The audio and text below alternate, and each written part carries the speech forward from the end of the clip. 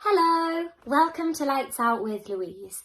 I'm Louise and tonight's story is the Dud Bud. Now, which flower do you think this story might be about?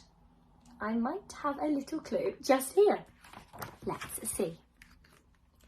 In a wild and whimsical garden, bursting with blooms of every kind, grew a little red rose called Rosy, frightened to leave her bud behind. Her bud was far too comfortable and home to what she knew. She'd have to leave all that behind if she let go and grew. As her flower bed began to sprout, little Rosy crouched down low. She didn't want others to make a fuss or try to convince her to grow. One by one they broke their buds and soared into the sky, their petals released like butterfly wings atop their stems so high. "You'll love it out here," said a fellow rose. "Won't you join us for some fun?" "No, I won't," said Rosy the rosebud. "My whole world could come undone. A dragon might descend on me and take me to a fairy tree where an evil queen waits patiently to make a potion out of me."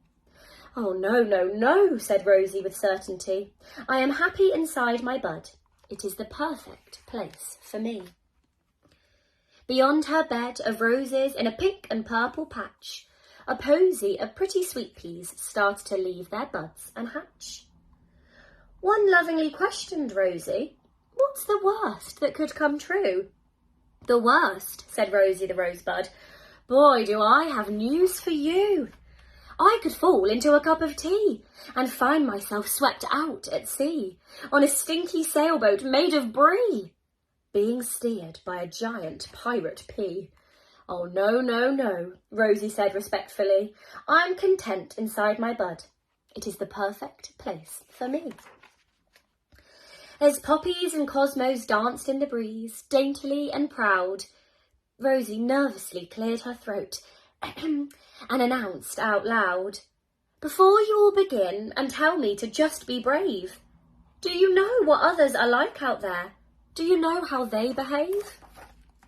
A rhinoceros could chomp on me whilst dancing to a symphony, being played by cats and a bumblebee to impress a rat romantically." "Oh, no, no, no, no," said Rosy impatiently. "I'm just fine inside my bud. It is the perfect place for me." Margot, a wise old marigold, shedding petals all over the floor, smiled at Rosy reassuringly, having seen it all before. "Surely you know those frightening thoughts of yours will never come true. Could it be, little bud, you fear what other flowers may think of you?" Little Rosy the rosebud was suddenly tired of all the chatter from the vocal garden flowers whose opinions shouldn't matter. But they planted a seed inside of her that things may not be bad. If she just dig deep and rise above, she might be glad that she had. "I know that my imagination runs a little wild and I do dream up a lot of big catastrophes in my mind. But to tell you the truth, I'm nervous when you see the real me. You will think that I'm not good enough and not like what you see. What if I'm too heavy and I tumble to the ground? Or my perfume isn't sweet enough? Or my petals not perfectly round?" Loosening her grip, her petals crashed down with a thud. "What if," Rosy said, the rosebud, "I am just a dud bud?" Rosy hung her sad little head as the flowers stood in awe. She was too embarrassed to notice what the others actually saw.